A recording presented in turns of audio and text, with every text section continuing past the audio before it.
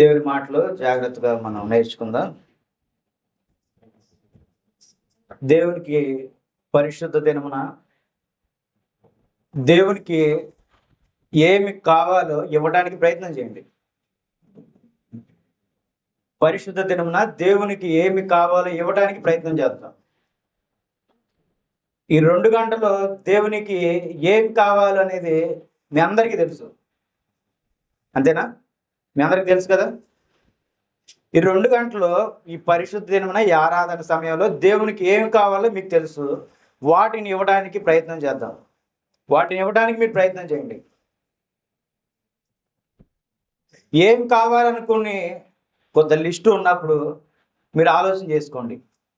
ఈ పరిశుద్ధ దినం నా ఏం కావాలి దేవునికి? ఏం కావాలి దేవునికి? ఆరాధన. ఎట్లా ఆరాధిస్తారు? ఆత్మానుసారంగా ఆరాధిస్తారు. ఆత్మానుసారంగా ఉన్నారా అందరూ? ఆత్మానుసారంగా అందరూ ఉన్నారా? ఇంకేం కావాలి?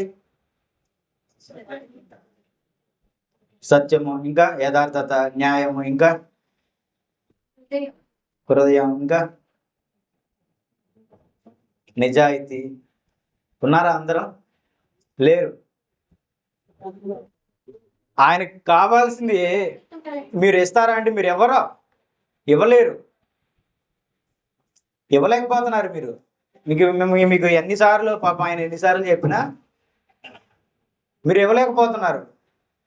ఏం కావాలో తెలుసు, ఏం కావాలో తెలుసు, కానీ మీరు ఇవ్వలేకపోతున్నారు. మిగతా వారాలు చూసుకుంటే ఆ వారాలు ఇవ్వలేకపోతున్నారు. పరిశుద్ధ దినం చూసుకున్నా పరిశుద్ధ దినం కూడా మీరు ఇవ్వలేకపోతున్నారు. ఎందుకు ఇవ్వలేకపోవడానికి కారణం ఏంటి? ఇవ్వలేకపోవడానికి కారణాలు ఏంటి? చాలా ఉంటాయి కారణాలు. ఒకడు అన్నీ తెలిసి ఇవ్వలేకపోతాడు. కొంతమంది తెలియక ఇవ్వలేకపోతూ ఉంటారు. కొంతమంది తెలిసి వాళ్ళకున్న ఆలోచనలు బట్టి వాళ్ళు ఇవ్వలేకపోతారు. మొత్తానికైతే మనం ఏం చేస్తున్నామంటే ఆయనకు కావాల్సింది ఇవ్వకుండా సంతోషంగా ఉన్నాం. సంతోషంగా సమయాన్ని గడిపేశాం. 6 నెలలు గడిపేశాం సంతోషంగా. దేవునికి ఇవ్వకుండా 6 నెలలు ఏం చేసాం? గడిపేశాం. 6 నెలలు, ఇంకొక 6 నెలలు కూడా ఉండే సంతోషంగా గడిపేస్తాం.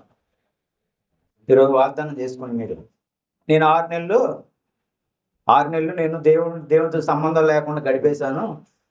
ఆయనకి ఇవ్వాల్సింది ఇవ్వకుండా నేను గడిపేశాను. ఇంకో 6 నెలలు కూడా గడిపేస్తాను. చూద్దాం ఏం జరుగుతుందో. వచ్చే సంవత్సరం ఉంటానో బతుకుతానో చేస్తాను చూద్దాము. పోయిన సంవత్సరం కూడా అట్లాగే బతికాను, ఈ సంవత్సరం కూడా బతికేస్తా. పోయిన సంవత్సరం ఏమి ఇవ్వకుండానే బతికాను, ఈ సంవత్సరం కూడా అట్లాగే బతికేస్తా అని మనసులో పెట్టుకోండి గట్టిగా. దేవుని పరీక్షించండి. పరీక్షిద్దాం, దేవుణ్ణి పరీక్షిద్దాం. పోయిన సంవత్సరం కాపాడాడు, ఈ సంవత్సరం కూడా కాపాడతాడు లేదో పరీక్షిద్దాం. ఆయన ముందు అసలు ఆయన దేవుడు కాదు పరీక్షిద్దాం. మనం అందరూ పరీక్షిస్తున్నారు కదా, మీరంతా దేవుడో కాదో పరీక్షిస్తున్నాం కాబట్టి ముందు ఆయన అసలు దేవుడో కాదా అని చెప్పి నువ్వు పరీక్షించు. నువ్వు బతికావనుకో ఏమవుద్ది? దేవుడు లేడు. ఎందుకంటే నువ్వు ఆయన ఏ రోజు ఆయనకి ఇష్టమైంది ఇవ్వలేదు కదా, ఆయనకి ఇష్టమైంది చేయలేదు. ఆయనకి ఇష్టమైంది చేయలేకపోయినా నేను బతికాను అంటే ఇది నా గొప్పతనం. కాబట్టి దేవుడు లేడు. నేను చచ్చిపోయాను, అమ్మో దేవుడు ఉన్నాడు.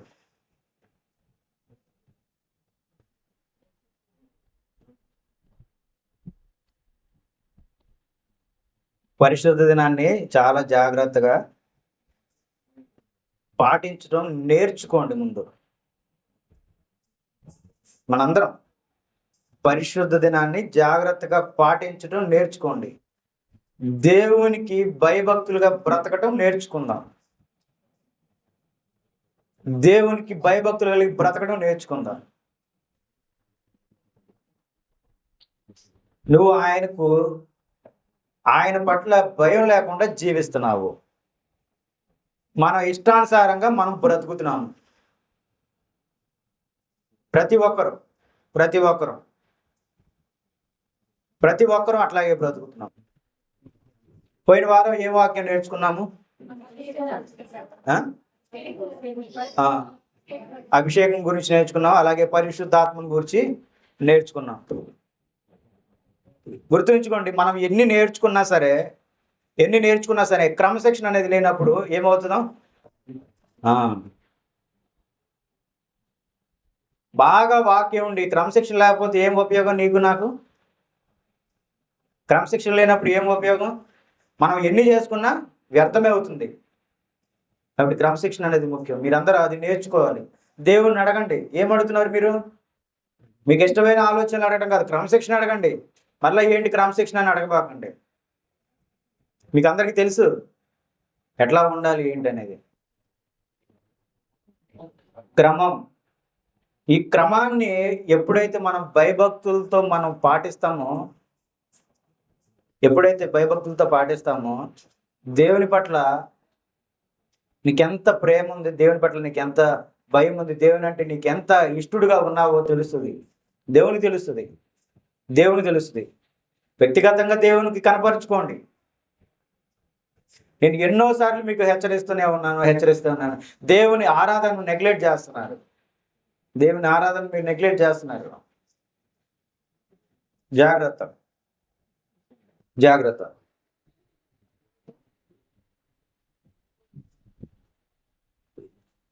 తండ్రి, కుమార, పరిశుద్ధాత్మ. ఈ 3 మాటలు అందరికీ తెలుసు కదా. తండ్రి, కుమార, గట్టి చెప్పాలి, పరిశుద్ధాత్మ. తండ్రి, కుమార, పరిశుద్ధాత్ముడు. ఈ తండ్రి ఎక్కడున్నాడు? కుమారుడు ఎవరు? Very good. పరిశుద్ధాత్ముడు? Very good. ఈ పరిశుద్ధాత్ముడు ఎవరంటే దేవుని పరిశుద్ధాత్మ. అది కూడా దేవుని యొక్క ఆత్మ. ఓకేనా? దేవుని యొక్క ఆత్మ. వీళ్ళు ముగ్గురు ఒకటే అయినప్పటికీ వాళ్ళు పనిచేసే విధానం 3 రకాలుగా ఉంటున్నాయి. అర్థం చేసుకోవాలి. వాళ్ళు పనిచేసే విధానం 3 రకాలుగా ఉంటున్నాయి. కాబట్టి తండ్రి అక్కడ ఉన్నాడు, కుమారుడు అక్కడ ఉన్నాడు. ఇప్పుడు దేవుని యొక్క ఆత్మ, పరిశుద్ధాత్మ మన మధ్య నుండి మనల్ని నడిపిస్తుంది. ఇది జాగ్రత్తగా అర్థం చేసుకోవాలి. దేవుని యొక్క ఆత్మ మన మధ్య నుండి మనల్ని నడిపిస్తుంది. ఇప్పుడు క్రీస్తు ప్రభువారు అంటున్నాడు, నేనున్నప్పుడు పరిశుద్ధాత్మ అవసరం లేని ఇదిగా ఉంది. క్రీస్తు ప్రభువారు ఈ భూలోకంలో ఉన్నాడు. క్రీస్తు ప్రభువారు దేవుడు అప్పగించిన పని క్రీస్తు ప్రభువారు నెరవేరుస్తున్న కాలంలో ఆయన ఎల్లకాలం ఉండడు. మరలా తిరిగి దేవుని యొద్దకు చేరుకోవాలి. మరి దేవుడు అక్కడే, క్రీస్తు ప్రభువారు అక్కడే. మరి ఇక్కడ భూమి మీద మనల్ని నడిపించేది ఎవరు అన్న ఆలోచన కలిగినప్పుడు క్రీస్తు ప్రభువారు అంటున్నారు, కలవరపడకండి, దిగులు పడకండి. నేను వెళ్ళిపోయినప్పటికీ పరిశుద్ధాత్ముడు, ఆదరణకర్త మీ మధ్యకు వస్తుంది.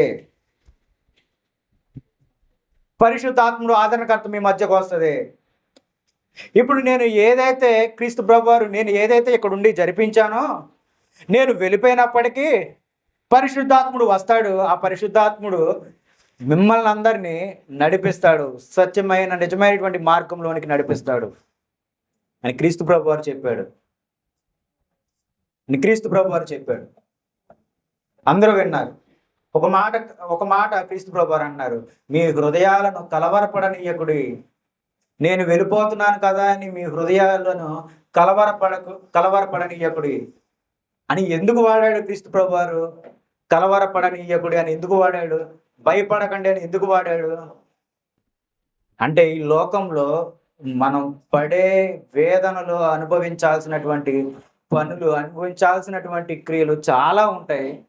మానవుడు వాటిని ఓర్చుకోలేని స్థితిలో ఉంటాడని దేవుడు భయపడకండి, ఆదరణకర్త మీ ఇక్కడ విడిచిపెట్టి వస్తాడు, ఆదరణకర్త వస్తాడు, మిమ్మల్ని అందరినీ సత్యమైనటువంటి మార్గంలోనికి నడిపిస్తాడు అని దేవుడు మనందరికీ వాగ్దానం చేసి క్రీస్తు ప్రభువారు మరలా తిరిగి వెళ్ళాడు. ఇక్కడ మనం ఇంకోటి గమనించాల్సింది ఏంటంటే, ఆయన ఊరికే వెళ్ళా, ఆ ఆదరణకర్త కూడా ఊరికే రాలా. ఆదరణకర్త అంటే పరిశుద్ధాత్ముడే. ఆ పరిశుద్ధాత్ముడే కూడా ఊరికే రాలా. అది ఇక్కడికి రావాలన్నా, క్రీస్తు ప్రభువారు తిరిగి వెళ్ళాలన్నా మధ్యలో ఒక భయంకరమైనటువంటి సంఘటన జరిగింది. ఏంటిది? ఆ? క్రీస్తు ప్రభు వారి శిలువ మరణం. క్రీస్తు ప్రభు వారి శిలువ మరణం అంటే ఆ పరిశుద్ధాత్ముడు నీ వద్దకు రావాలి అంటే, పరిశుద్ధాత్ముడు నీలో ఉండాలి అంటే, సత్యమైన మార్గంలో నీవు నడిపింపబడాలి అంటే, దేవుని యొద్ద నుండి ఒక ఆత్మ ఈ లోకానికి రావాలి అంటే, క్రీస్తు ప్రభువారు శిలువ మరణం పొంది తిరిగి అక్కడికి వెళ్తేనే కానీ పరిశుద్ధాత్ముడు ఇక్కడికి రాలేడు. ఈ పరిశుద్ధాత్ముడు ఎవరి కోసము? చెప్పండి. మన కోసం. మన కోసము పరిశుద్ధాత్ముడు ఇక్కడికి రావాలంటే క్రీస్తు ప్రభువారి శిలువ మరణం ఖచ్చితంగా పొందాలి. క్రీస్తు ప్రభువారి శిలువ మరణం ఖచ్చితంగా పొందాలి. ఇప్పుడు ఈ పరిశుద్ధాత్ముడు మన మధ్యన ఉన్నాడు. ఈ పరిశుద్ధాత్ముడు మన మధ్యన ఉన్నాడు. అపోస్తుల కార్యములు ఒక మాట రాయబడింది. అపోస్తుల కార్యములు 1వ అధ్యాయంలో ఒక మాట, 2వ అధ్యాయం 38వ వచనంలో ఒక మాట రాయబడింది. అపోస్తుల కార్యములు 2వ అధ్యాయం 38లో ఒక మాట రాయబడింది. పేతురు, మీరు మారు మనసు పొంది పాప క్షమాపణ నిమిత్తం ప్రతివాడు యేసుక్రీస్తు నామమున బాప్తిసం పొందుడి, అప్పుడు మీరు పరిశుద్ధాత్మను వరము పొందుదురు. చాలా గొప్పగా ఉన్న మాటలు ఇవన్నీ. వినండి. ఏదో ఆలోచన చేయొద్దు. దేవుని మందిరానికి వచ్చినప్పుడు, దేవుని సన్నిధిలో ఉన్నప్పుడు దేవుని గురించి ఆలోచన చేయాలి. ఇక్కడ ఏమంటున్నాడు? పరిశుద్ధాత్మ గురించి మనం మాట్లాడుకుంటున్నాం.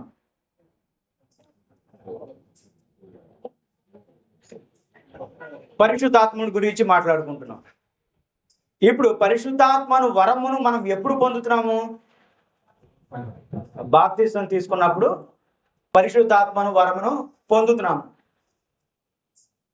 అంటే ఆ వరాన్ని పొందాలంటే మనందరం ఏం తీసుకోవాలి?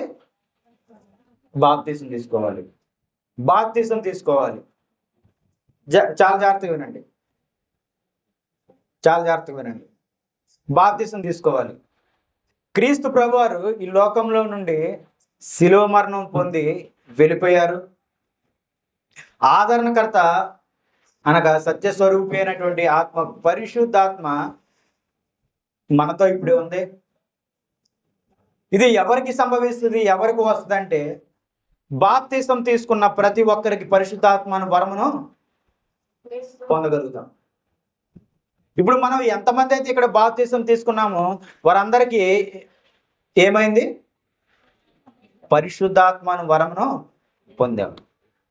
ఇక్కడ చాలా జాగ్రత్తగా వినాల్సి వచ్చినప్పుడు అదే 2వ అధ్యాయం 38వ వచనంలో పేతురు అంటున్నాడంట, మీరు మారు మనసు పొంది పాప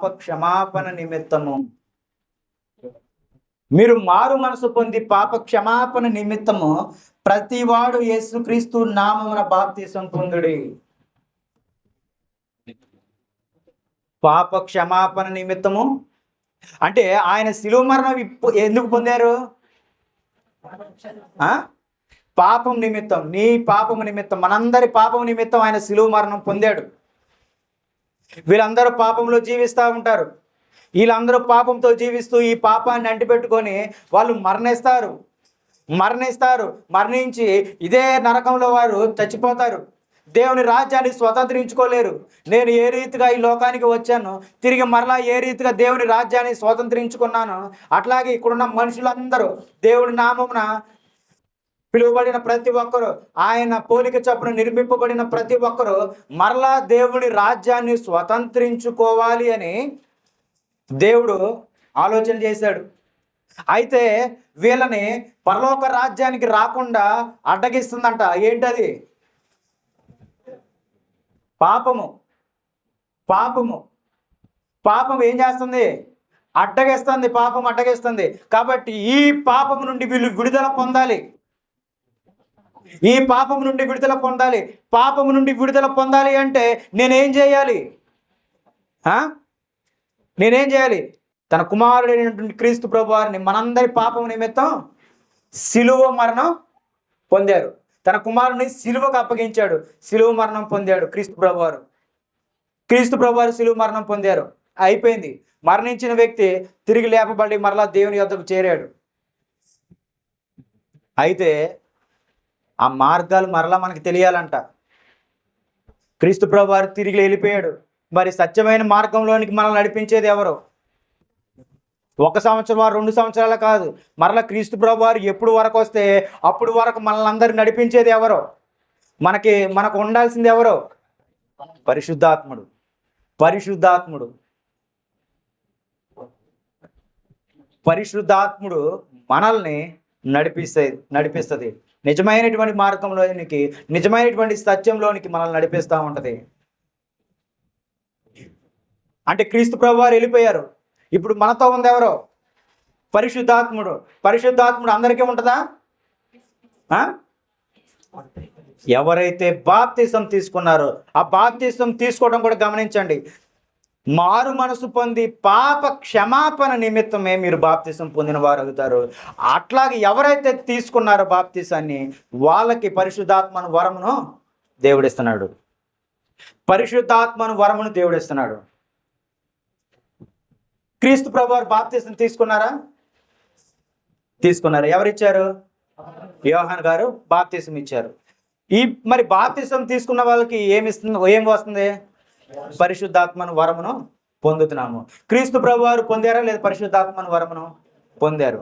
ఇప్పుడు పరిశుద్ధాత్మను వరమును పొందినప్పుడు అపవాది ఆ వరమును దొంగిలించాలని చూసింది.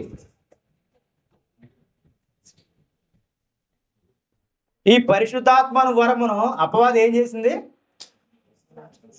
దొంగిలించాలని చూసింది. అందుకే క్రీస్తు ప్రభువారిని అరణ్యంలోనికి తీసుకెళ్ళిపోయింది.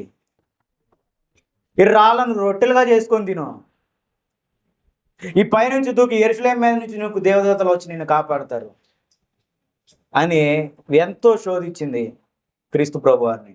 కానీ పరిశుద్ధ ఆత్మను నింపుకున్నాడు కనుక, ఆయన దేవుని మాటకు చెవియొగ్గాడు కనుక అపవిత్ర ఆత్మకు, అపవాదికి ఆయన చోటు ఇవ్వలేదు. అట్లాగే బాప్తిసం తీసుకున్న మనందరం కూడా ఏం పొందుతున్నాం? పరిశుద్ధాత్మను వరమును పొందుతున్నాం. ఈ పరిశుద్ధాత్మను దొంగిలించాలని చూసేది ఎవరు? ఇప్పుడు అపవాది. నీలో ఉన్న పరిశుద్ధాత్మను దొంగిలించాలని చూస్తున్నాడు అపవాది. అర్థమవుతుందా మీకు? మీలో ఉన్న పరిశుద్ధాత్మను దొంగిలించాలని చూస్తున్నాడు.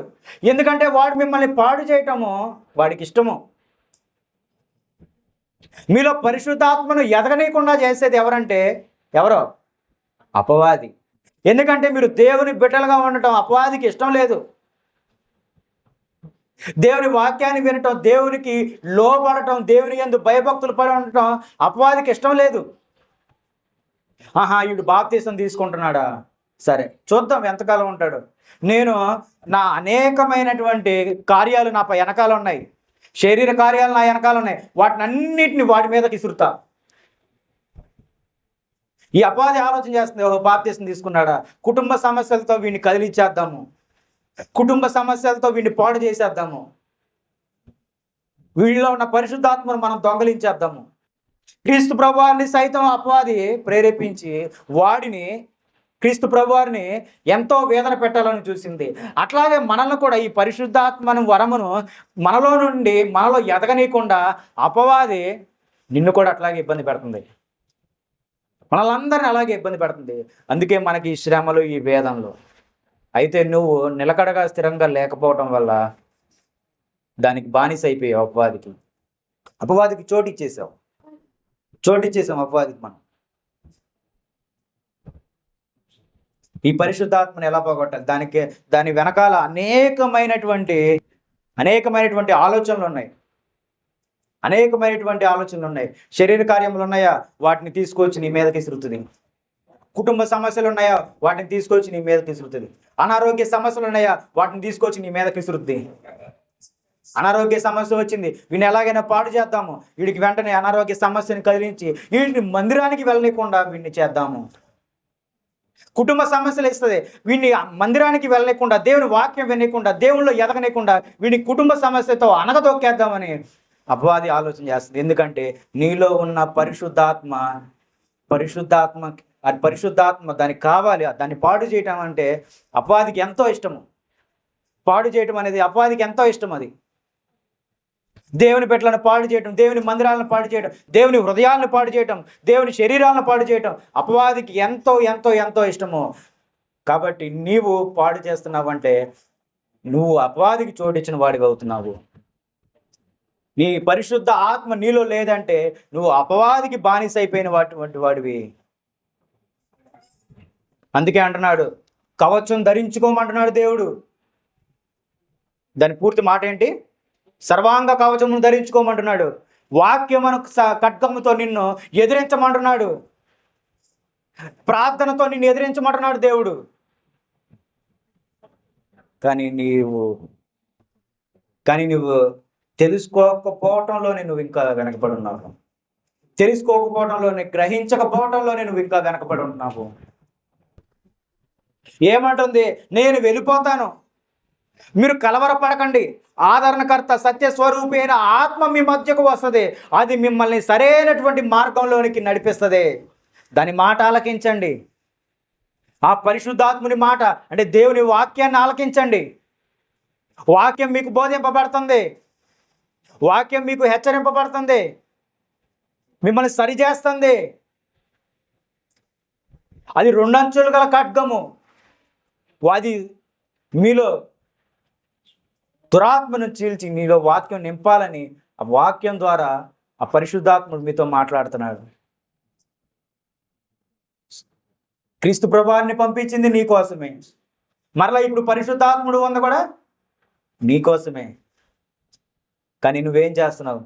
ఆ పరిశుద్ధాత్మను వరమును నువ్వు ఎందుకు పొందావంటే అపవాది నుంచి, ఈ లోక శ్రమల నుంచి నువ్వు కాపాడుకుని నిలబడి దేవుని రాజ్యాన్ని స్వతంత్రించుకుంటావు అనే కదా. మరణాంతం వరకు నువ్వు నమ్మకంగా ఉంటావనే కదా. అరే నా బిడ్డ, నేను లేకపోతే ఏ స్థితిలో నిలబడతాడు, ఎట్లా బ్రతుకుతాడు? కాబట్టి సత్యస్వరూపమైనటువంటి ఆత్మ, పరిశుద్ధాత్మను దేవుడు మనకు అనుగ్రహించి వెళ్ళిపోయాడు. నువ్వు బాప్తిసం తీసుకున్నావంటే నేను బాప్తిసం పొందాను, నేను క్రైస్తవుని, ఇక పరలోక రాజ్యానికి వెళ్ళిపోవటమే నా ఆలోచన అని నీవు అనుకుంటున్నావు.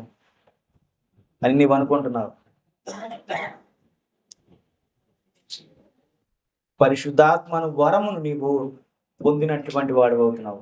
బాప్తిసం తీసుకొని ఎప్పుడైతే నువ్వు మారు మనసు పొంది పాప క్షమాపణ నిమిత్తము బాప్తిసం తీసుకున్నావో, క్రీస్తు ప్రభు వారి నామమందు బాప్తిసం తీసుకున్నావో, పరిశుద్ధాత్మను వరమును నీవు పొందినటువంటి వాడు అవుతున్నావు. ఇప్పుడు బాప్తిసం తీసుకున్న మనందరికీ పరిశుద్ధ ఆత్మ అని ఒక వరం ఉంది. ఆ వరము మనల్ని సత్యమైనటువంటి మార్గంలోనికి నడిపించడానికి ప్రయత్నం చేస్తుంది. మనం కూడా ఆ విధంగా వెళ్ళాలని ప్రయత్నం చేస్తున్నాము. కానీ ఎలనీదు ఎవరు? అపవాది వెళ్ళనీదు. అది నిన్నెన్నో శ్రమలు పెట్టాలని చూస్తుంది, నిన్నెంతో వేదన పెట్టాలని చూస్తుంది, నిన్ను ఎన్నో శ్రమలు పెట్టాలని చూస్తే ఎంతో వేదన పెట్టాలని చూస్తుంది ఈ అపవాది. యోబు గారికి కూడా అదే రీతిగా ఎంతో శ్రమలో వేదనలు పెట్టింది. ఒక్కసారి కాదు, అనేక మార్లు దాని వెనకాల ఉన్న శక్తిని అంతటిని యోబు గారి మీద పడేసింది. మొత్తం ఏమీ లేక బూడిదలో కూర్చొని చిల్ల పెంకులతో ఒళ్ళు గోక్కుంటూ బతికే స్థితికి అపవాది తీసుకొచ్చింది. ముందుగా డైరెక్ట్గా దేవుని దగ్గరికి వెళ్ళిపోయింది. దేవుడి దగ్గరికి వెళ్ళి పర్మిషన్ తెచ్చేసుకుంది. ఇదిగో ఇది నాకు వదిలేసే అంది. చూడు వదిలేసా. వెళ్ళింది, పిల్లలందరినీ చంపేసింది, ఆస్తినంతటిని పోగొట్టేసింది. ఆయనకున్న గొర్రెలు, మేకలు, ఇంకా ఒంటెలు ఏముంటే వాటన్నిటిని చల్లాచూరు చేసేసింది. ఇల్లునంతటిని కాల్ చేసింది. ఇంకా తీరలా, భార్యను పంపించింది దాడికి. ఇంకా తీరలా, స్నేహితులందరినీ పంపించింది దాడికి. అయినప్పటికీ యోబు నిలబడ్డాడు, స్థిరంగా నిలబడ్డాడు. మనల్ని కూడా అదే రీతిగా ఉండమంటున్నాడు దేవుడు. నీ హృదయం నలిగిపోయిందా, విరిగిపోయిందా? నాకు ఇష్టం. విరిగిన హృదయము, నలిగిన హృదయం నాకు ఎంతో ఇష్టము. ఎందుకంటే నా కుమారుడు క్రీస్తు ప్రభువారు కూడా విరిగి నలిగిన హృదయంతోనే బ్రతికాడు ఈ లోకంలో ఉన్నంతసేపు. ఆయన ఈ లోకంలో బ్రతికినంతసేపు విరిగి నలిగిన హృదయంతోనే బ్రతికాడు, దేవుని రాజ్యాన్ని స్వతంత్రించుకున్నాడు. అలాగే మీరు కూడా విరిగి నలిగిన హృదయాలంటే నాకు ఎంతో ఇష్టము. మీరు వాటిని గురించి కలవరపడకండి. నీ హృదయం విరిగిపోయింది, నీ హృదయం కలవరపడుతుందా, నలిగిపోయిందా, వేదనగా ఉందా, కలవరపడనీయకుడి. అవి ఎంతో నాకు ఇష్టము. నీవు ఆ విరిగిన నలిగిన హృదయంతో ప్రార్థన చేసినప్పుడు నీ ప్రార్థన నేను వింటానంటున్నాడు దేవుడు. ఎంత గొప్పగా చెప్తున్నాడు దేవుడు, వింటానంటున్నాడు. ఈ పరిశుద్ధాత్మను వరమును నీవు కాపాడుకోవాలి. అది పాతాళ కూపంలోనికి వెళ్లకుండా వాటిని నువ్వు నిలబెట్టుకోవాలి. అపవాది వాటిని దొంగలించకుండా నువ్వు నిలబెట్టుకోవాలంటే దేవుని శక్తి, దేవుని బలం నీకు ఎంతో అవసరము.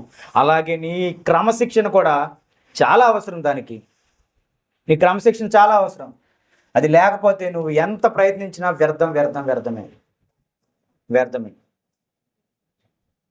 క్రమశిక్షణ ఏంటో తెలుసా మీకు? క్రమశిక్షణ ఏంటి క్రమశిక్షణ?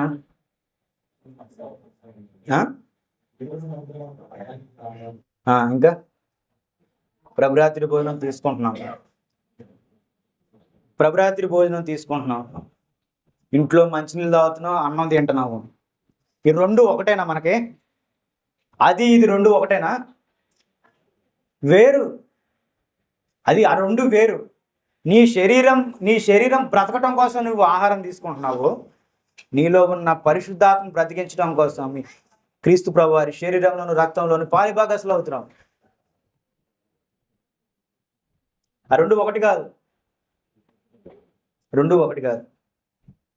దొంగోడు ఇంటికి వచ్చాడంట. దొంగోడు ఇంటికి వచ్చి ఏం పట్టుకుపోతాడు? నీ ఇంట్లో ఏది విలువైందో అదే తీసుకెళ్తాడు, అంతే కదా? నీ ఇంట్లో విలువైన ఏంటి? బంగారము, డబ్బు. ఆడికి ఎంతో విలువైనవి అవి నీకు కూడా విలువైనవి. అందుకే నువ్వు వాటిని బీరువాల్లో పెడతావు. అట్లా వదిలేసి వెళ్ళిపోతావా? ఊరికే వదిలేసి వెళ్ళిపోవు. అవి ఎంతో విలువైనవి కాబట్టి ఆ బంగారము, ఆ డబ్బుని బీరువాలో పెడతావు. ఆ దొంగోడు వచ్చి వాటినే పట్టుకొని వెళ్ళిపోతాడు. నువ్వేం చేస్తావు వాటిని కాపాడుకోవడానికి? బీరువా కొనుక్కున్నావు. బీరువాలో మళ్ళీ 4-5 అరలు ఉంటాయి, మధ్యలో అరలో, దాంట్లో మళ్ళీ దానికి తాళం ఉంటుంది. ఇంకా కొంతమంది మధ్య ఆ బీరువాలో కూడా మళ్ళీ అరలు ఉంటాయి, వాటికి కూడా తాళాలు ఉంటాయి. ఎన్ని తాళాలు ఉంటాయి అన్ని తాళాలు లోపలికి పెట్టి తాళాలు వేస్తావు. ఆ బీరువా కూడా తాళాలు వేస్తావు, ఇంటికి కూడా తాళాలు వేసుకుంటావు. ఎందుకని? దొంగోడు వచ్చి వాటిని ఎత్తుకెళ్ళిపోతాడని వాటిని చాలా భద్రంగా పెట్టుకుంటావు. అట్లాగే నీలో పరిశుద్ధాత్మను వరమును కూడా అపవాది దొంగలించాలనుకుంటున్నాడు. మరి దాన్ని ఎట్లా కాపాడుకుంటున్నావు నువ్వు? ఏ తాళం ద్వారా కాపాడుకుంటున్నావు? ఏ మూలం ద్వారా దాన్ని కాపాడుకుంటున్నావు? వదిలిపెడుతున్నావు. అపవాదికి ఇలాగ ఇచ్చేస్తున్నావు నువ్వు. అపవాది తీసుకోమని దానికి అప్పగించేస్తున్నావు నీ హృదయాన్ని. నువ్వు ఇస్తుంది పరిశుద్ధాత్మను కాదు, నీ దేహం మొత్తాన్ని, నీ మీద ఉన్న అధికారాన్ని మొత్తం నువ్వు అపవాదికి ఇచ్చేస్తున్నావు. అపవాదికి విడిచిపెట్టేస్తున్నావు మనం. ఎప్పుడైతే నువ్వు క్రమం లేకుండా, భయభక్తులు లేకుండా ఉంటావో, అపవాది నిన్ను దొంగలించడానికి చాలా చాలా తేలిగ్గా అవకాశం ఉంటుంది. అపవాది నిన్ను దోచుకోవడానికి చాలా తేలికైనటువంటి అవకాశాలు అపవాదికి చాలా ఉంటాయి. ఎప్పుడైతే నువ్వు బలహీన పడతా ఉంటావు అనమాట. నీలో ప్రార్థన లేనప్పుడు నువ్వేమవుతావు? బలహీన పడిపోతావు. నీలో వాక్యం లేనప్పుడు ఏమవుతావు? బలహీన పడిపోతావు. నువ్వు బలహీన పడిన సమయం చూసి అపవాది నిన్ను దోచుకుంటుంది. మరలా అంటున్నాడు, నేను విడుదల కలిగిస్తా. అపవాది బంధకోపంలో నుండి నీ యొక్క ఆత్మను నేను విడుదల కలిగిస్తా. నా ద్వారానే తప్ప నువ్వు ఎవరి ద్వారా నువ్వు విడుదల పొందలేవని ధైర్యం చెప్తున్నాడు దేవుడు మరలా నీకు. నా ద్వారా తప్ప నువ్వు ఎవరి ద్వారా నువ్వు విడుదల పొందలేవు. నువ్వు విడుదల పొందాలంటే మరలా నా దగ్గరికి రావాలి. నువ్వు విడుదల పొందాలంటే నా వాక్యం వినాలి. నువ్వు విడుదల పొందాలంటే నా ముందు మోకరించి ప్రార్థన చేసినప్పుడు నువ్వు మరలా విడుదల పొందుతావు. నీ పరిశుద్ధాత్మను వరము నువ్వు పొందుకుంటావు. బంగారం డబ్బు కంటే ఎంతో విలువైనది ఈ పరిశుద్ధాత్మను వరము. పరిశుద్ధాత్మను వరం. దేవుడు నీకు బంగారం ఇస్తాడు, డబ్బు ఇస్తాడు నువ్వు కావాలనుకుంటే. కానీ అది దేవుని రాజ్యాన్ని స్వతంత్రించుకోలేవు. దేవుని రాజ్యాన్ని స్వతంత్రించుకోలేవు. ఇక్కడ బ్రతికే నువ్వు చివరి నిమిషం వరకు నీ డబ్బు, నీ పలుకుబడి, నీ ధనం నీకు సహాయంగా ఉంటాయేమో, కానీ దేవుని రాజ్యానికి స్వతంత్రించుకోవాలంటే నీలో ఏముండాలి? పరిశుద్ధాత్ముడు, పరిశుద్ధాత్మ. ఇది ముఖ్యం, మనకు గమనించుకోండి. దీన్ని విడిచిపెట్టకండి. మనకు దేవుని యొద్ద నుండి అనుగ్రహింపబడిన పరిశుద్ధ ఆత్మ మన మధ్యన ఉంది, మనతో ఉంది. ఇది నేను బాప్తిసం తీసుకొని సంపాదించుకున్నా. అది నీకు ఇవ్వడానికి క్రీస్తు ప్రభు వారి శిలువ మరణం. ఆ పరిశుద్ధాత్మను నీకు ఇవ్వడానికి ఆయన శిలువ మరణం పొందాడు క్రీస్తు ప్రభు వారు. దాని వెనకాల చాలా చాలా ప్రయత్నాలు ఉన్నాయి. దాని వెనకాల చాలా చాలా ప్రయత్నాలు ఉన్నాయి. క్రీస్తు ప్రభు వారి శిలువ మరణం పొందకుండా కూడా ఆపడానికి అపవాది ప్రయత్నం చేసింది. ఎందుకంటే ఈయన మరలా ఆకాశానికి వెళ్ళిపోతాడు. అప్పుడు సత్యస్వరూపైన ఆత్మ మరలా ఈ భూమికి వస్తే అప్పుడు ఒకళ్ళిద్దరు కాదు, లోకంలో ఉన్న ప్రతి ఒక్కరు ఆ సత్యస్వరూపైన ఆత్మ పరిశుద్ధాత్మను ధరించుకొని అందరూ దేవుని రాజ్యాన్ని స్వతంత్రించుకుంటారేమో అని అపవాది దానికి ఉన్న ప్రయత్నాలు చేస్తూనే ఉంటుంది. సరే, ఎట్లయితేనే క్రీస్తు ప్రభు వారు శిలువ మరణం పొందారు, వెళ్ళిపోయారు. పరిశుద్ధాత్మ వచ్చేసింది. ఇప్పుడు అందరూ బాప్తిసం తీసుకొని పరిశుద్ధాత్మను వరమును పొందుకుంటున్నారు. మరలా ఆలోచన చేసింది, ఈ పరిశుద్ధాత్మ వరము లేకపోతే వీళ్ళేం చేస్తారు? ఈ పరిశుద్ధాత్మ వరమును పాడు చేస్తే వీళ్ళేం చేస్తారు? కొన్ని సంఘాలను ఏర్పాటు చేసుకుంటుంది. క్రీస్తు సంఘం చూసింది. క్రీస్తు సంఘం అంటే ఇది క్రీస్తు ప్రభు వారి పేరు పెట్టుకొని వీళ్ళు బ్రతుకుతున్నారు. ఇతరుల వల్లే సొంత పేర్లు పెట్టుకొని బతకడం కాదు. వీళ్ళు ఏకంగా క్రీస్తు ప్రభు వారి పేరే పెట్టుకొని బతుకుతున్నారు. అంటే వాళ్ళు క్రీస్తుకు లోబడిన వాళ్ళు. క్రీస్తు ప్రభు వాళ్ళ గృహం అంతటికి వాళ్ళు ఆయనకు అధికారాన్ని ఇచ్చారు. కాబట్టి వీళ్ళు అధికారం ఇచ్చారు కాబట్టి ఆయన పేరు పెట్టుకొని ఇంకా ఏ ఆలోచన లేకుండా నిలకడగా జీవిస్తున్నారు. కనుక ఇటువంటి వారి మీద మనము మన ప్రభావం చూపించాలి. బానిసైపోయాం మనందరం. పాపానికి బానిసైపోయాం. మారు మనసు పొంది పాప క్షమాపణ నిమిత్తం బాప్తిసం తీసుకొని పరిశుద్ధాత్మను వరము పొందిన మనము ఆ వరాన్ని అపవాదికి అప్పగించేసాం. మనం తీసుకెళ్ళి దాని చేతిలో చక్కగా పెట్టేశాం. మనం ఇప్పుడు మనందరం ఎవరమంటే నిమిత్త మాత్రులమే, నామకార్థపు క్రైస్తవులుగా అనబడుతున్నటువంటి వారమే. మనలో పరిశుద్ధాత్మ లేదు. ఎవరి దగ్గర ఉంది ఇప్పుడు? ఇది అపవాదికి ఇచ్చేసాము.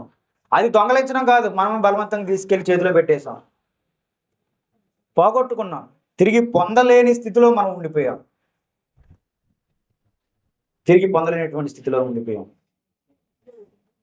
పరిశుద్ధాత్ముడు మనల్ని సత్యస్వరూపి అయిన సత్యమైనటువంటి మార్గంలో నడిపించాలని చూస్తుంటే అపవాది వాటిని దొంగలించి మనల్ని పాడు చేయాలని ఆలోచన కలిగి మనల్ని నడిపిస్తుంది.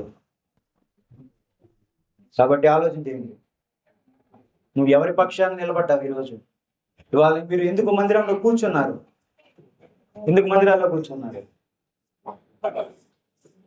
ఆలోచన చేయండి.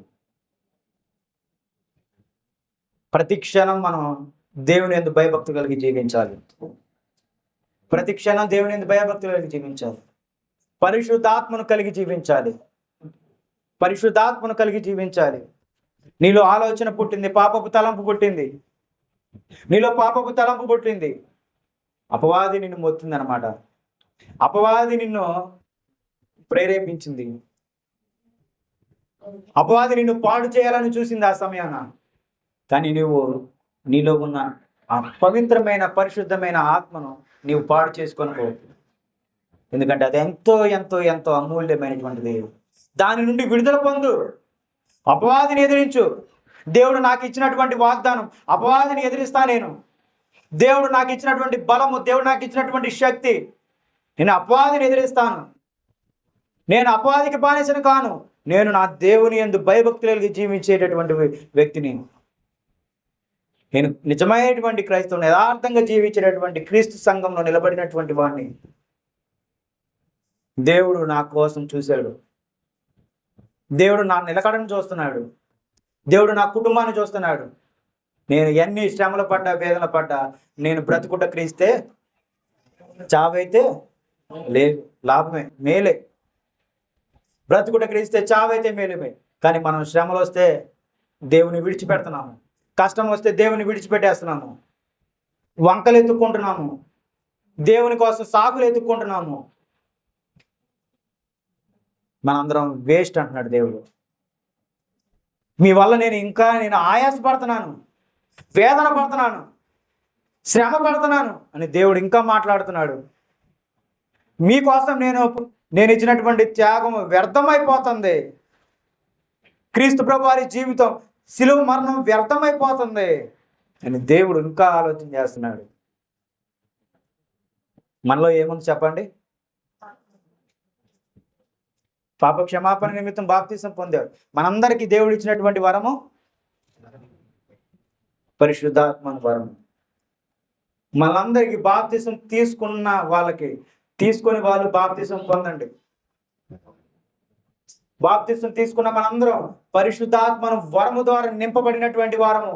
అది సత్య స్వరూపైన సత్యంలోనికి మనల్ని నడిపించడానికి అది మనతో ఉంది.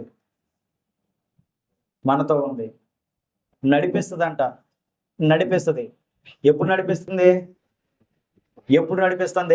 నువ్వు పాపపు ఆలోచనలోకి వెళ్ళేటప్పుడు నీలో పరిశుద్ధాత్మ ఉంటే అది పాపము. వాటి జోలికి వెళ్ళబాకు. ఇదిగో ఈ మార్గంలో నడు అని అని మనల్ని నడిపిస్తుంది. క్రీస్తు ప్రభువారిని కూడా అదే చేసింది. అపవాది వచ్చి ప్రేరేపించినప్పుడు ఆ రాళ్ళను రొట్టెలుగా చేసుకొని తినమన్నప్పుడు ఎంతో ఉపవాసం ఉండి ఆకలి వేసింది ఆయనకి. రాళ్ళను రొట్టెలుగా చేసుకొని తినేయాలన్న ఆలోచన ఆయనకున్నప్పటికీ ఆయన ఏం చేశాడంటే నిలబెట్టుకున్నాడు. ఇది అపవాది ఆలోచన, దేవుని ఆలోచన కాదు. నేను గనక తట్టుకుంటే నాకు మంచి జీవితాన్ని దేవుడు ఇవ్వబోతున్నాడు అని నిలబడి తట్టుకొని క్రీస్తు ప్రభువారు ఉన్నారు కనుకే దేవుని రాజ్యాన్ని స్వాతంత్రించుకున్నారు. అట్లాగే మనల్ని కూడా అంటున్నాడు దేవుడు, నిలబడండి, తట్టుకోండి, వేదనను, అనారోగ్యాన్ని తట్టుకోండి, శ్రమలను తట్టుకోండి, విరిగి నలిగిన హృదయంతో నా యొద్దకు రండి, నేను మీకు విశ్రాంతి కలుగజేస్తాను, నేను మీకు సమాధానాన్ని కలుగజేస్తాను అంటున్నాడు దేవుడు. కానీ మీ పరిశుద్ధాత్మను ఆర్పనీయకుడి, దాన్ని నిలబెట్టుకోండి. దేవుడు మనతో మాట్లాడుతున్నాడు. కానీ మనం దాన్ని ఏం చేస్తున్నాం? ఆర్పేస్తున్నాం. ఆ పరిశుద్ధాత్మను ఆర్పేస్తున్నాం. నీ పరిశుద్ధాత్మను కాపాడుకోవడానికి నువ్వు కష్టపడుతున్నావా? మనలో ఎంతమంది కష్టపడుతున్నాం? మనం ఆ పరిశుద్ధాత్మను కాపాడుకోవడానికి, దేవుని యొద్ద నుండి పంపబడినటువంటి ఆ వరాన్ని కాపాడుకోవడానికి ఎంతమంది ఉన్నాం? ఆ వరం ఏం చేస్తుంది? ఆ పరిశుద్ధాత్ముడు ఏం చేస్తున్నాడు? నీ బదులు పరిశుద్ధాత్ముడు పోరాడుతున్నాడు, అపవాదితో పోరాడుతున్నాడు, అపవాది శక్తులతో పోరాడుతుంది, పాపపు ఆలోచనలతో పోరాడుతుంది. అది నీ పాపపు తలంపులతో పరిశుద్ధాత్ముడు పోరాడుతున్నాడు. నువ్వు ప్రార్థన చేసి దాన్ని బలపరుచుకో. నువ్వు ప్రార్థన చేసి దేవుని వాక్యాన్ని విని దాన్ని బలపరుచుకో. ఈ పరిశుద్ధాత్మను నువ్వు బలపరుచుకో. అది ఈరోజు ఏ స్థితిలో ఉందో, ఎక్కడ అపవాది దొంగలించి దాన్ని ఎటు తీసుకుపోయిందో దాన్ని మరలా నువ్వు రప్పించుకో. వెంటనే ఈరోజు పరిశుద్ధ దినం, ఈ ఆరాధన అయిపోతుంది. ఇంటికి వెళ్ళి ప్రార్థన చేసుకో. దేవా, నువ్వు ఇచ్చినటువంటి పరిశుద్ధాత్మను వరం ఏది? ఇదిగో నువ్వు ఇచ్చిన భూమి నా దగ్గరే ఉంది, నువ్వు ఇచ్చిన ఇల్లు నా దగ్గరే ఉంది, నువ్వు ఇచ్చిన బిడ్డలు నా దగ్గరే ఉన్నారు, నువ్వు ఇచ్చిన బట్టలు నా దగ్గరే ఉన్నాయి, నువ్వు ఇచ్చిన కారు, బైకు అన్ని నా దగ్గరే ఉన్నాయి. కానీ నువ్వు ఇచ్చిన పరిశుద్ధాత్మ అయితే నాతో లేదు. వీటన్నిటికంటే అదే ఇంపార్టెంట్. కానీ నేను అదే పోగొట్టుకున్నాను. దాన్ని నా కోసం నాకు కావాలి. ఈరోజు మరలా నేను అడుగుతున్నాను, నా పాపాన్ని విడిచిపెట్టి అడుగుతున్నాను, నేను మారు మనసు పొంది మరలా అడుగుతున్నాను. నేను పోగొట్టుకున్న పరిశుద్ధాత్మను, అపవాది దొంగలించినటువంటి పరిశుద్ధాత్మను మరలా నాకు తెచ్చి మన దేవుణ్ణి అడుగు. నువ్వు దాన్ని నిలబెట్టుకో. నీ హృదయంలోనికి వస్తుంది అది. మరలా దేవుడు నీకు ఇస్తాడు. దాన్ని నిలబెట్టుకో. ఇక మీదట జాగ్రత్త కలిగి ఉండు. వాక్యం అనే ఖడ్గముతో దాన్ని పట్టుకో, దాన్ని ఎదిరించు. అపవాది మరలా ఒక్కసారి కాదు, నువ్వు బ్రతికున్నంత కాలం అది దొంగలించడానికి రోజు వస్తూనే ఉంటుంది. రోజు ఏదో ఒక శ్రమతో వస్తూనే ఉంటుంది. రోజు ఏదో ఒక ఆశ, ఏదో ఒక తలంపుతో నీ ఇంటికి వస్తూనే ఉంటుంది. నీ శరీరాన్ని దగ్గరికి వస్తూనే ఉంటుంది. నువ్వు ఎదిరించాలి. బలహీనపడకూడదు. పిరికి వాళ్ళు దేవుని రాజ్యాన్ని స్వతంత్రించుకోరు. శ్రమ వచ్చినప్పుడు వాక్యం ద్వారా కష్టపడమంటున్నాడు. అపాధికి ఇచ్చేసి నువ్వు తీరిగ్గా ఏదో ఒకటి బతుకుదాంలే అన్నట్టు బ్రతకబాకు. ఈ లోకంలో బ్రతకబాకు.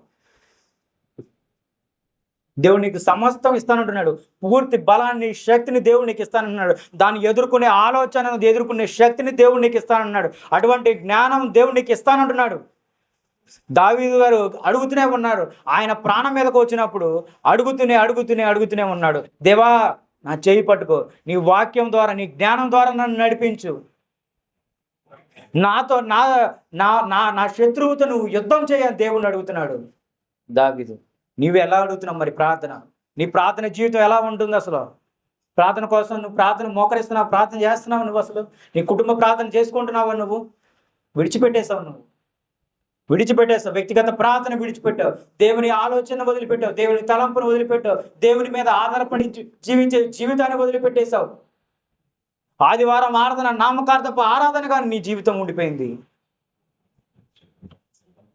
ఎంతటి ప్రాముఖ్యమైనటువంటి పరిశుద్ధ దినం ఇది మనకు ఆదివారం. ఈ పరిశుద్ధ దినాన్ని పరిశుద్ధంగా, పరిశుద్ధ ఆత్మతో నువ్వు ఆరాధిస్తున్నావా అంటే లేదు.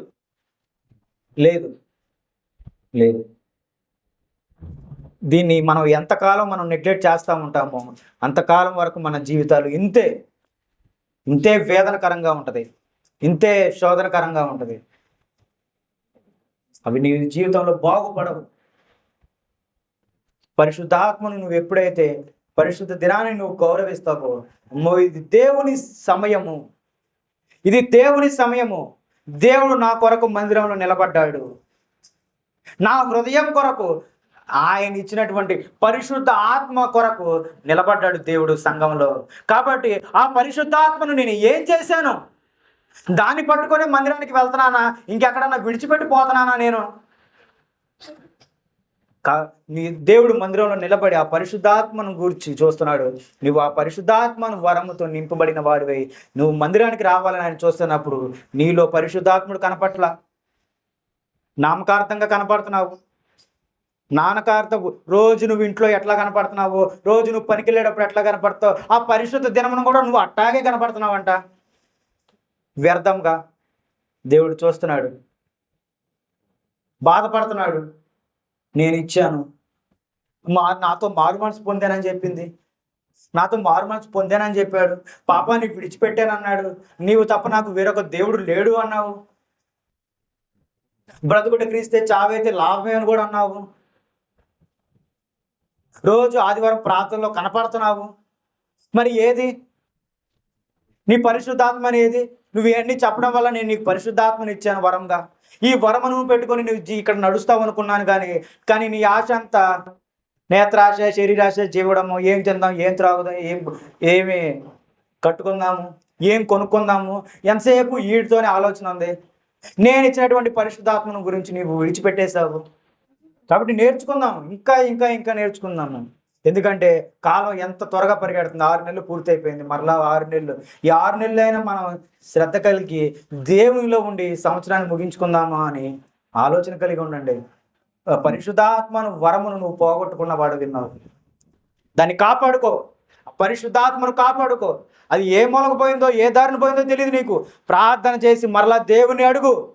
మరలా నీ పాపము జీవితం నీ హృదయంలో ఉంటే, పాపపు తలంపు నీ హృదయంలో ఉంటే, పాపపు ఆలోచనలు నీ హృదయంలో ఉంటే అది రాదు. అందుకే అంటున్నాడు, మారు మనసు పొందు.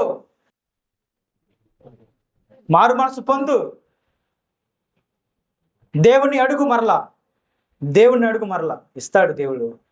అయా, నేను తెలియ చేసినటువంటి తప్పు, తెలియ చేసినటువంటి పాపం, అయ్యా నేను తెలియక నిన్ను విడిచిపెట్టి వెళ్ళిపోయాను, శ్రమలు వచ్చినాయి కదా అని నిన్ను విడిచిపెట్టి వెళ్ళిపోయాను, ఇదంతా నేను తెలియక చేసిన తప్పు. ఇదిగో మరలా ఈ పరిశుద్ధ దినం నా వాక్యం ద్వారా నువ్వు నాతో మాట్లాడావు కనుక మరలా నేను నేర్చుకున్నానయ్యా.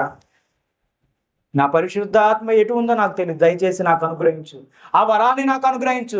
ఇక మీదట దాన్ని నేను కాపాడుకుంటాను. ఇక మీదట నేను దాన్ని నాలోనే ఉంచుకుంటాను, దానిని పోనివ్వను అని నువ్వు అడగాల. దేవుని అడగాల. దేవుని అడగాల. ప్రతి ఒక్కరు మనం అడగాలి. పోగొట్టుకున్న మీరు ప్రతి ఒక్కరు అడగండి. ఇది మరలా ఏదో సరదాకి మనం ప్రార్థన చేసుకునేది కాదు, సరదాకి మరలా అడిగేది కాదు. ఇది నిజమైనటువంటి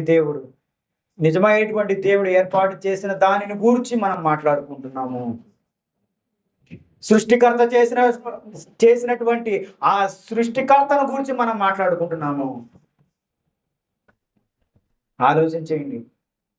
ఈ లోకంలో నీ కళ్ళ ముందు జరగబోయేది ఏది నీకు సంబంధం లేదు. ఇదంతా దేవుని ఏర్పాటు, దేవుని సృష్టి. మనిషి పుడుతున్నాడు, మనిషి మరలా చనిపోతున్నాడు. ఇదంతా దేవుని ఏర్పాటు. నీ ప్రమేయం ఏమీ లేదు అక్కడ. నీ ప్రమేయం ఏమీ లేదు. నీ ఆలోచన చొప్పున ఏమైనా భూమి పుట్టిందా? నీ ఆలోచన చొప్పున ఆకాశం ఏమైనా పుట్టిందా? నీ ఆలోచన చేత సూర్యచంద్ర నక్షత్రాలు ఏమైనా కలిగాయా? పగటికి పగలు, రాత్రికి రాత్రి అని నువ్వేమైనా పేరు పెట్టగలిగావా? మరి ఇది ఎవరిది? వీటన్నిటిని సృష్టించిన వాడే. నీ ఆరాధనను కూడా ఆయనే ఏర్పాటు చేశాడు. నీ జీవితాన్ని కూడా ఆయనే ఏర్పాటు చేశాడు. కాబట్టి ఆలోచించే మరలా దేవునికి భయభక్తులు కలిగి ఉండండి. ఈరోజు ఈ సమయంలో ఎంతమంది దేవుని భయభక్తులు కలిగి ఉన్నారు? చేతులు ఎత్తండి దయచేసి. దేవుని పట్ల నేను భయభక్తులు కలిగి ఉన్నాను, చేతులు ఎత్తండి. ఉంటాను అనుకున్న వాళ్ళు చాలా సంతోషిస్తాడమ్మా దేవుడు. నిజమైనటువంటి దేవుడు. థ్యాంక్ యూ, దంచండి. దేవుడు మన హృదయాన్ని కావాలనుకుంటున్నాడు. ఆయన ఎంతో ఇష్టపడతాడు మనల్ని. అందుకే మనల్ని ఎంచుకున్నాడు. ఆయన మందిరంలో నిలబెట్టుకున్నాడు. నిన్ను నీ కుటుంబాన్ని నేను కాపాడాలనుకుంటున్నాను కాబట్టి, ఎంతో మందికి లేని ధన్యత నీకు ఇవ్వాలనుకుంటున్నాడు కాబట్టి ఈరోజు మరల దేవుడు వాక్యం ద్వారా నీతో మాట్లాడాడు. నువ్వు జారిపోతున్నావు, ఆయన చేతి నుండి జారిపోతున్నావు. తప్పిపోయిన గొర్రెపిల్ల మళ్ళీ దొరికే గొర్రెపిల్లలా కాదు. తప్పిపోతున్నావు అంట. నువ్వు తప్పిపోతున్నావు. క్రూర మృగాలకు చిక్కబోతున్నావు. నువ్వు అపవాది కోపంలో పడబోతున్నావు. అగాధ కోపంలోకి వెళ్ళిపోతున్నావు. నువ్వు మరలా నువ్వు మందలో కలపలేకపోతున్నావు.